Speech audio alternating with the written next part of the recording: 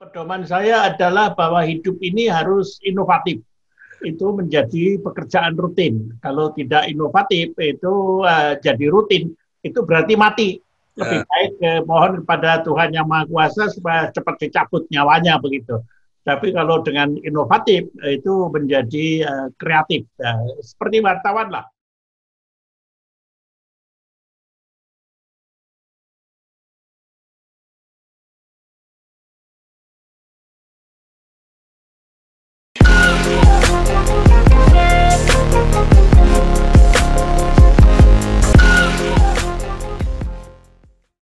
Assalamualaikum warahmatullahi wabarakatuh. Bersama saya Bambang Sadono di channel Inspirasi untuk Bangsa. Benar-benar hari ini saya akan bertemu dengan tokoh yang pantas kita sebut sebagai tokoh inspirasi untuk Indonesia, yaitu Profesor Dr. Haryono Suyono, MA, PhD. Nah, Profesor Dr. Haryono Suyono ini sekarang sudah 82 tahun. Tidak banyak tokoh yang dalam usia seperti ini masih terus bekerja dan berjuang tanpa henti dimanapun posisinya. Jadwal hariannya masih padat walaupun di era pandemi. Banyak juga kegiatan yang dilakukan secara online.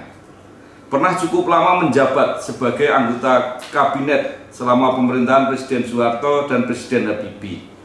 Mulai dari Kepala BKKBN, Menteri Kependudukan, sampai Menteri Koordinator Kesejahteraan Rakyat dan Pengentasan Kemiskinan.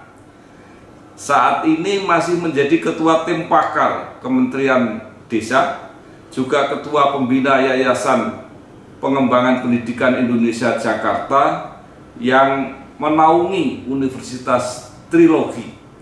Masih aktif mengajar sebagai guru besar di Universitas Airlangga Surabaya dan Universitas Dr. Mustopo Jakarta. Selain itu juga masih menjadi Ketua Umum Persatuan Werdatama Republik Indonesia PWRI dan Ketua Umum Himpunan Pandu dan Pramuka Wreda Hiprada. Nah, ini luar biasa sekali. Prof. Haryono. Sehat-sehat, Prof. Alhamdulillah, Pak Sadono. Nah, ini yang pertanyaan ini, bagaimana cara Prof. Haryono menjaga kesehatan? Yang pertama, terima kasih Pak Bambang telah mengundang saya pada siang hari ini. Ini acara webinar kedua karena pagi tadi saya melepas 1.413 mahasiswa semester 7 dari UST Yogyakarta ke seluruh Indonesia karena ternyata mahasiswa mereka ada dari Aceh sampai ke Papua. Dan tadi pagi kita lepas bersama Pak Rektor, Profesor Dr. Pardimin dengan Ketua LPPM Ibu Atik, Dr. Atik yang dengan sangat ramah mahasiswa dari rumah mereka masing-masing di hampir semua provinsi itu melakukan daring selama beberapa bulan ini, dan hari ini dilepas untuk melakukan semacam kuliah kerja nyata secara terbatas. Artinya mahasiswa itu mengunjungi desa-desa di sekitarnya, kemudian mendampingi, dan kita anjurkan untuk membuat semacam kader-kader sukarelawan di setiap desa, sehingga kader itu dididik, kemudian seperti falsafah Ki Hajar, Engarso Suntulodo, lalu mahasiswanya mundur menjadi Ing Madya Mangunkarso, sehingga saya ditugasi hari ini untuk memberi semangat. Dan kebetulan Pak Bambang, tesis saya sangat lean kepada falsafah Ki Hajar. Jadi program KB itu harus dibuat begitu rupa, seperti Pak Bambang ikut menggerakkan program KB, jadi kader terpercaya, dan wartawannya bukan sekedar pada waktu itu saya minta bikin berita, tapi ikut membuat berita. Ya, ingat Pak Bambang ya. Membuat berita sehingga mereka merasa memiliki. Bahkan sampai sekarang Pak Bambang masih menjadi aktivis program KB ya. Jadi saya melihat antara lain Prof Haryono itu justru menjadi sehat karena aktif. Betul, betul. Sejak tahun 80-an saya mengikuti Prof Haryono. Ini gimana? Bukan hanya sehat, tapi menjaga tetap kreatif, Prof. Betul, karena pedoman saya adalah bahwa hidup ini harus inovatif. Itu menjadi pekerjaan rutin. Kalau tidak inovatif, itu jadi rutin. Itu berarti mati. Lebih baik mohon kepada Tuhan Yang Maha Kuasa supaya cepat dicabut nyawanya begitu. Tapi kalau dengan inovatif itu menjadi kreatif. Seperti wartawan lah. Kan, beritanya kan bukan berita kemarin, harus berita baru gitu. Jadi saya pakai falsafah wartawan. Jadi beritanya harus baru. Sebab kalau baru itu menarik. Bisa menjadi headline, bisa menjadi berita penting. Tapi kalau udah rutin, itu nanti redaktornya akan bilang, nah ini kan sudah kemarin, jadi lalu disampaikan begitu. Prof, yang menarik, saya kan mengikuti Prof Haryono ini walaupun dari jauh saya mengikuti terus kegiatannya. Nah, baik ketika masih aktif di pemerintahan, kemudian sudah di luar pemerintahan, tapi juga tetap membantu pemerintah dari segala rezim politik, dari segala zaman, tetap bertahan, tetap kreatif, ikhlas. Ini resepnya apa, Prof? Resepnya karena pemerintah itu mulai dari presiden sampai menteri-menterinya kan konstitusional. Saya ini dididik dan dibesarkan di Amerika, tidak mengikuti gaya Amerika yang menjadi oposan. Tapi mengikuti gaya Amerika bahwa siapapun yang jadi presiden itu adalah presiden Amerika. Itu saya pedoman ini. Jadi siapapun yang di Presiden Republik Indonesia itu Presiden Republik Indonesia. Sehingga saya perlu membantu, tidak dengan oposan, tapi perlu membantu. Apapun yang bisa kita bantu, gitu. Prof, sampai sekarang kan masih menjadi Ketua Tim Pakar Kementerian Desa. Ini apa yang masih bisa dilakukan, Prof? Ini begini, saya juga terkejut pada waktu itu saya pensiun dari Yayasan Mandiri karena dianggap sudah sepuh. Kemudian saya duduk-duduk baca koran suatu sore begitu, ditelepon. Lalu yang di sebelah telepon itu bilang, saya menteri, Pak Menteri apa Pak? Menteri Desa, Pak Haryono belum kenal saya, belum Pak. Jadi bisa bantu saya. Oh, dengan senang hati karena saya kan prinsipnya membantu pemerintah gitu. Setelah itu hari berikutnya nelpon lagi, bisa datang siang ini kita mau adakan rapat. Ya, saya datanglah ke tempat rapat itu. Para dirjen sudah kumpul, sekjen kumpul, menteri-menteri, menterinya sudah ada gitu. Kemudian menterinya, saya menterinya namanya Pak Eko itu. Kemudian menterinya bilang, panggil sekretarisnya, coba sekretarisnya, sini, coba ambil itu SK. Kemudian dipanggilkan SK, ini saya berikan SK. SK apa Pak? Pak Haryono kita angkat jadi Ketua Tim Pakar Menteri Desa dan PDTT. Loh, kok saya diangkat? Saya ini udah usia hampir 82 tahun waktu itu. Hampir 81 lah waktu itu. Saya bilang, saya sudah tua, sudah pensiun hampir 10 tahun, bahkan saya baru dapat pensiun nih dari Yayasan Mandiri karena dianggap sepuh. Nah, kok di sini mau, itu atas instruksi Pak Jokowi ini. Wah, Pak Jokowi kan Mas Bambang kenal, saya kenal baik dengan beliau. Nah, instruksi kok nggak bilang-bilang. Katanya kemarin kan sudah setuju, sudah bantu yang bantu ini. Nanti anggotanya sudah duduk di sana itu. Oh ya, jadi begitulah singkatnya begitu dengan telepon saja. Jadi tidak ada katakanlah penelitian apakah saya ini loyal pada Jokowi atau tidak, atau partainya sama atau tidak, nggak ada. Karena memang saya kan partainya Partai Republik Indonesia gitu. Sekarang apa yang sedang ditangani, Prof? Ini di Kementerian Desa. Sekarang ini Kementerian Desa terpaksa berhenti dari fungsi utamanya karena semua menteri kan jadi menteri COVID-19 ya. Jadi sekarang ini menolong rakyat desa bagaimana mengatasi COVID-19. Banyak dana-dana desa yang tadinya untuk katakanlah pengembangan badan usaha milik desa dan sebagainya dipindahkan menjadi dana untuk beli masker, dana untuk membeli tempat-tempat singgah dan sebagainya dan sebagainya. Jadi Sekarang ini semua menteri kayak jadi menteri COVID-19. Ya. Sebenarnya tidak begitu sebenarnya. Sebenarnya semua masih tetap berjalan lancar. Jadi menteri-menteri untuk urusan COVID disederhanakan begitu rupa. Jangan semua jadi menteri COVID. Ya. Seperti di Jawa Tengah, gubernurnya bukan gubernur COVID, tapi gubernur yang tetap keliling dari daerah ke daerah, tapi menganjurkan pembangunan. COVID-nya menjadi salah satu topik yang sangat penting begitu. Tetapi kita tetap harus bisa kerja dari rumah, belajar dari rumah, lalu mengambil industri-industri dari rumah, pertanian dari rumah, atau dari sekitar rumah. Ya, Prof. Mungkin nanti karena ini sudah mulai akan ada vaksin, Prof. Mungkin berangsur-angsur kondisi akan pulih dan fungsi atau apa tadi pembangunan desa itu akan kembali, kira-kira begitu. Betul. Jadi sebenarnya Pak Bambang, sebenarnya kita harus sekarang ini sadar bahwa secara tahap demi tahap kita sudah mengenal bagaimana sikap dan tingkah laku COVID ya. Sifat tingkah laku COVID itu menjadi semacam dalam tanda petik begitu. Kalau kita pakai istilahnya Pak Bambang, dalam tanda petik adalah menjadi sahabat kita. Persis seperti copet, seperti maling, seperti katakanlah HIV, seperti penyakit-penyakit lain yang itu kan menjadi sahabat. Sahabat yang tidak dirangkul, tapi sahabat ya udah kamu bagiannya sana. Kalau kamu maling jangan maling saya, tapi maling orang kaya dan sebagainya dan sebagainya. Juga HIV ya sudahlah. Kalau memang dikasih tahu tidak puas dengan istri, lalu kamu mau main dengan perempuan lain dengan risiko, itu urusan kamu. Jadi kita sisih-sisihkan begitu, lalu kita tetap pakai jalur. Jadi kalau misalnya ke mall tidak bawa hiasan yang menyolok, karena di mall ada copet ya.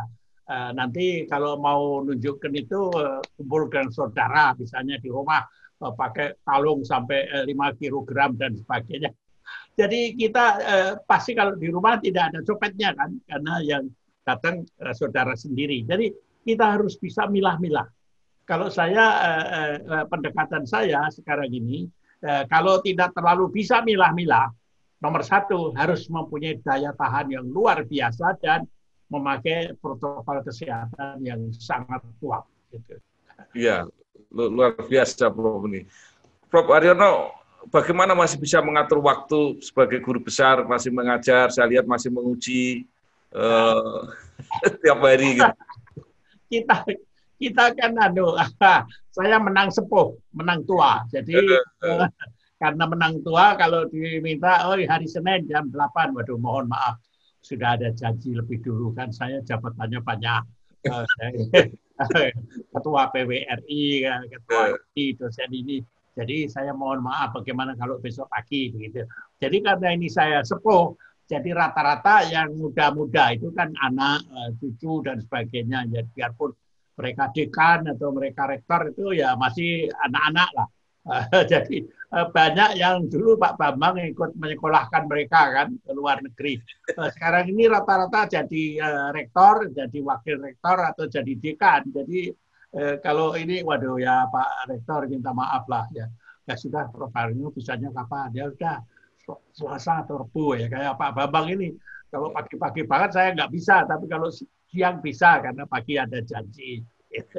Biarpun semuanya kan cuma-cuma, kecuali kalau Pak Bambang mau kirim ayam bakar. Ini Prof.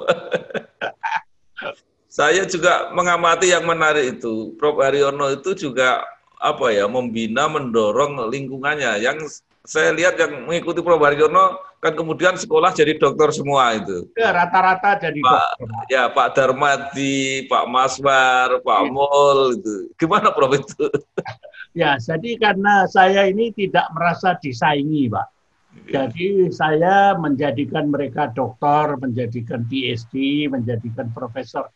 Saya kan tua. Jadi saya bisa klaim ya, bisa klaim. Itu kan saya yang kasih beasiswa. Oh itu saya yang mendorong dan sebagainya. Jadi menang awunya gitu. Karena menang awunya, jadi saya merasa ya sudahlah di atas gitu. Jadi kadang-kadang kalau saya diminta sambutan, kebetulan itu Pak Rektor itu dulu, alhamdulillah saya ikut pendorong untuk sekolah sampai dapat PhD dan sekarang jadi rektor dan saya diundang, siapa tahu nanti pulangnya dikasih amplop, itu kan tapi karena itu jadi saya kan tidak nyinggung bahwa saya sombong karena saya menyekolahkan. Jadi saya ramu bahwa jasa saya itu sebenarnya bagian dari dagelan gitu. Kalau saya yang menyekolahkan, saya berhak mendapat, enggak, tapi dagelan. Jadi saya merasa senang sekarang ini diundang sama rektor. Tapi ya Riko saya ini sebenarnya saya orang tua yang biasanya ngundang, kok sekarang malah diundang. Nanti saya harus dipaksa menerima amplop dan tanda tangan SPC. Itu jadi dagelan kan? Karena dagelan jadi senang gitu. Tidak merasa, aduh Pak Haryono merasa berjasa gitu, enggak gitu. Prof. Haryono itu kan dikenal ahli statistik, tapi kemudian juga ahli komunikasi. Kemudian kalau nggak salah guru besarnya di Fakultas Kedokteran ya, Prof. Betul, Pak, betul. Itu gimana itu ceritanya? Jadi rupanya pada suatu ketika saya itu keliling ke Sulawesi Utara, ke Manado gitu. Dan pada waktu saya keliling ke Makassar, ke Manado, itu ada 2 guru besar dari Australia, dari Monash di Australia. Dan guru besar itu ahli dalam bidang medical. Dan di tiap-tiap di Makassar dan kemudian di Manado, kita mengadakan dialog dengan dokter-dokter yang dilatih untuk menangani kontrasepsi. Jadi semua itu dokter dan saya bersama deputi bidang medis mendampingi 2 guru besar dari Australia tersebut yang dari Monash. Di Makassar mereka mulai kagum-kagum karena apa? Habis latihan kalau ada pertanyaan silahkan tanya, nanti akan dijawab. Lalu saya bilang ya silahkan karena saya membawa 2 guru besar dari Australia. Kalau saya nggak bisa jawab nanti akan dijawab 2 guru besar dari Australia itu kecuali Kepala Biro Kontrasepsi. Di Makassar sudah mulai pertanyaan gencar. Tapi pertanyaannya, pertanyaan dokter baru dilatih, itu kan masih sepele-sepele. Saya jawab aja. Jadi lalu saya bilangkan pada 2 profesor itu, kalau mau nambah silakan. Dan mereka kehabisan bahan untuk nambah, karena keterangan saya kan semua bahan itu kan ke kepala dulu. Kepala baru ke deputi. Jadi kepalanya kan bahasa Inggris saya kan melebihi deputi. Jadi saya sudah baca itu, udah ngerti itu, deputinya belum ngerti karena bahasa Inggrisnya kan ruwet dari bahasa Inggris Amerika itu kan ruwet. Jadi begitu sampai di Manado, begitu lagi dokternya bertanya bertubi-tubi. Saya jawab, lalu kemudian saya silahkan profesor nambah. Lalu profesornya selalu nambah. I think everything has been explained by Dr. Haryono dan sebagainya. This is only a little bit to clarify what has been explained by Dr. Haryono. Jadi lalu sampai dari Manado itu, kamu itu apa sosiolog bener apa dokter? Saya sosiolog, tapi saya ceritakan bahwa bahan dari luar negeri tentang kontrasepsi yang baru-baru itu diserahkan kepada saya dan saya kan udah puluhan tahun jadi kepala ini. Jadi mulai dari deputi, udah 2 kali masa jabatan deputi, lalu sekarang jadi kepala itu udah puluhan tahun. Saya masa nggak sebodoh-bodoh saya kan, saya udah tambah pinter lah. Dan karena tiap-tiap kali kunjungan, Pak Bambang kan tahu, para dokter daerah itu kan silahkan lihat. Makanya saya kadang-kadang sombong. Kamu kan paling-paling lihat rahim dan alat vital dari istrimu. Saya udah ratusan itu. Karena tiap kali orang mau pasang spiral di daerah-daerah nunjukin saya bagaimana ini. Masa iya saya sudah. Jadi lalu 2 profesor itu kemudian rupanya sampai di Australia mengusulkan pada rektornya bahwa saya perlu harus dikasih honoris causa dalam bidang medis. Waktu rektornya nelpon saya juga kemudian saya telepon lagi, bidang apa tadi? Saya lupa. Medis. Saya ini sosiolog. Saya bukan kedokteran. Oh, enggak. Ini sudah kita sudah bulat. Artinya sudah profesor-profesor yang diutus ke Indonesia itu udah yakin bahwa Haryono ini pantas dapat gelar medical sciences. Lalu pada waktu upacara itu lucu lagi, rektornya pidato. Jadi kan sekaligus termasuk konvokasi. Konvokasi itu wisuda para dokter yang banyak sekali. Jadi rektornya ini saya hari ini akan memberikan dokter honoris causa kepada Dr. Haryono Suwono dalam bidang medis. Ini luar biasa. Dia itu bukan dokter, tapi sosiolog. Coba nanti kamu dengarkan pidatonya. Dia lebih dari kamu semua. Kamu harus malu katanya. Pada calon-calon lulusan dokter kamu harus malu. Setelah itu dia pidato selesai. Saya pidato. Wah, 3 bidang kontrasepsi, medis dan sebagainya. Ya kan sudah siapkan kan. Jadi saya lancar banget lah. Kan tinggal baca dan sekaligus kasih jok-jok begitu. Kalau jok bahasa Inggris kan saya sudah mahir kan. Jadi akhirnya habis saya pidato, rektornya minta mikrofon lagi. Sini mikrofon lagi. Saya coba kamu benar nggak? Dia itu lebih dari kamu semua. Kamu harus malu. Jadi akhirnya saya diberikan dokter honoris causa dalam bidang medical science sampai di Jakarta. Ya biasa kan, orang Indonesia itu telat mikirnya begitu. Telat mikir. Jadi ketua ID itu bilang sama saya, kamu dokternya harus causa dalam bidang medis. Kalau gitu pantas jadi anggota ID ya. Oh ya, boleh kalau diperkenankan. Tapi saya nggak boleh nyuntik. Jadi dokter tidak boleh nyuntik ini ya, sudah akhirnya diberi upacara, saya diberikan dokter apa itu namanya honoris causa sebagai anggota ID, kecuali tidak boleh nyuntik gitu. Kemudian jadi profesor di Erlangga, Prof ya?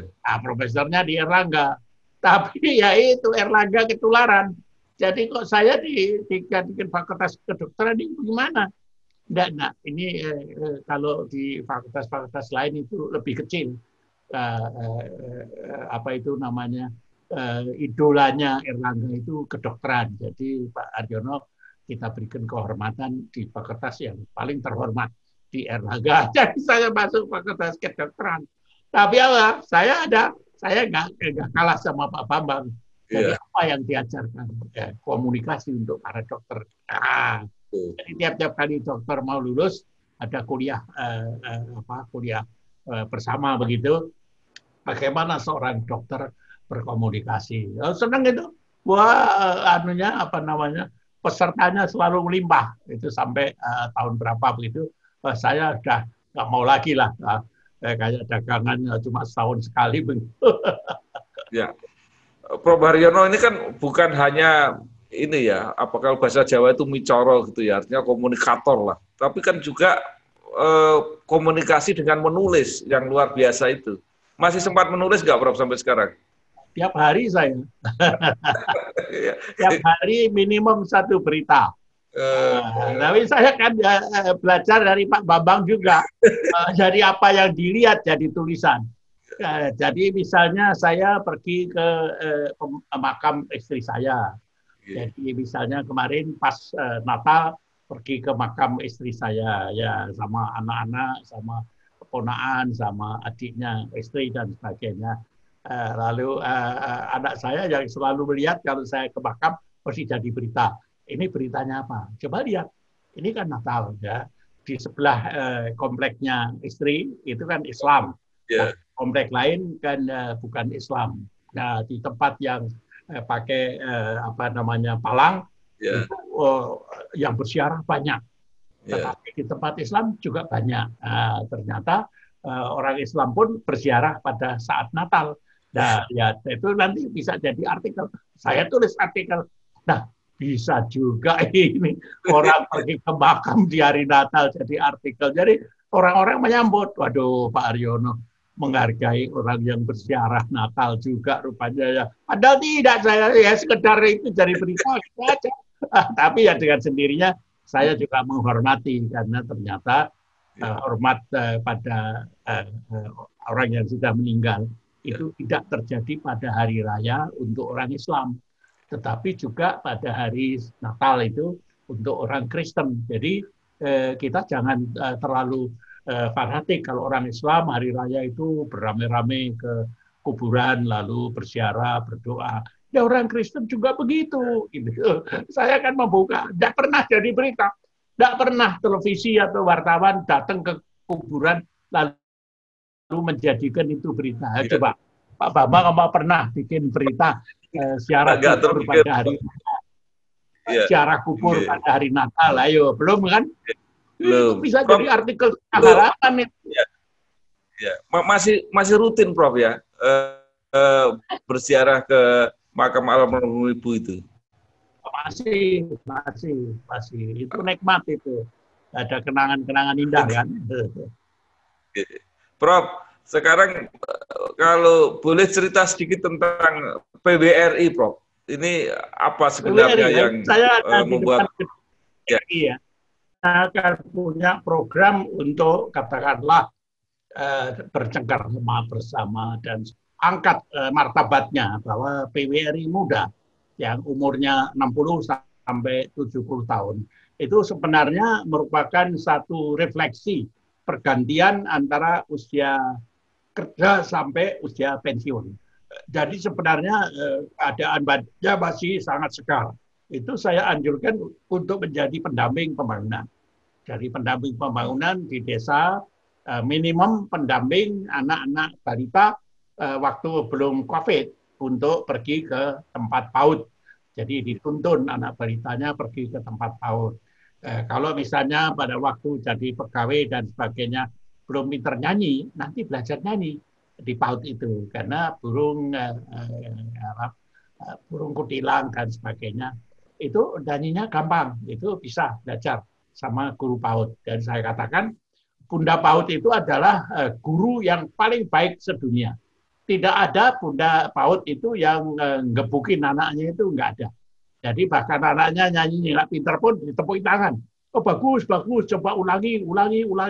Akhirnya lama-lama kan jadi pinter. Nah, itu Bunda PAUD. Jadi saya tiap kali ketemu dengan mahasiswa banyak-banyak, saya anjurkan kawinlah kamu dengan Bunda PAUD karena kalau bercinta tidak baik nanti ulangi gitu. Jadi saya mulai dengan yang simple. Kalau tidak punya cucu tetangganya dan sebagainya.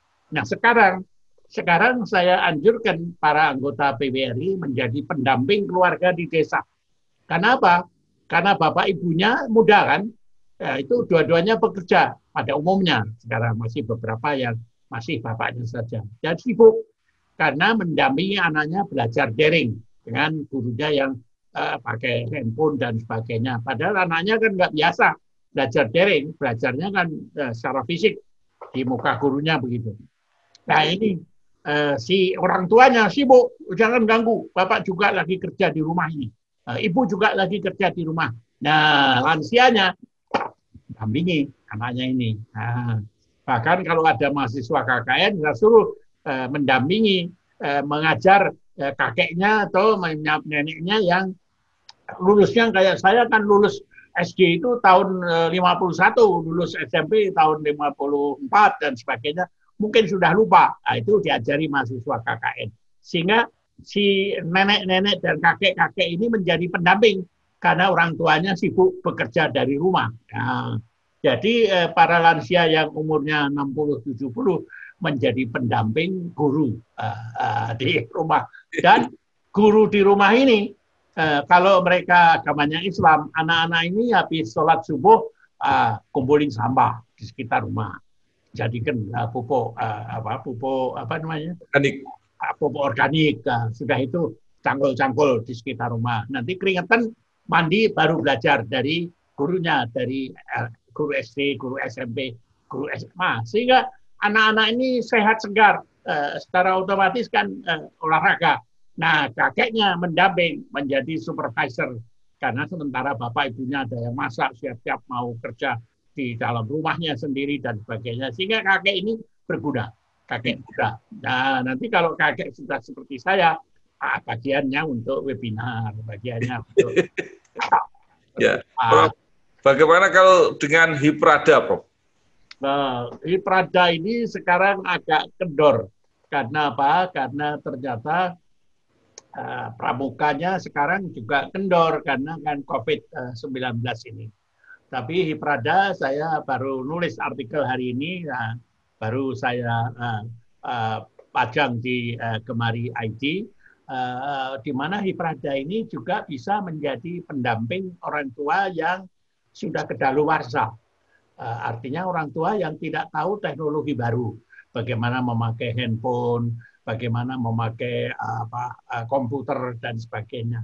Dan rata-rata Hiprada ini kan lebih intelektual dibanding rata-rata para orang tua nenek kakek yang ada. Dan ini belum dipraktekkan dan saya coba untuk DKI Jakarta supaya Hipradanya makin teknologi minded begitu. Baik, terima kasih sekali Prof. Ini akan kita lanjutkan dengan bagian yang kedua. Terima kasih. Wassalamualaikum warahmatullahi wabarakatuh. Assalamualaikum warahmatullahi wabarakatuh. Saudara-saudara sekalian, para sahabat dari seluruh Indonesia, saya Haryono Siono ingin mengucapkan selamat tahun baru 1 Januari 2021.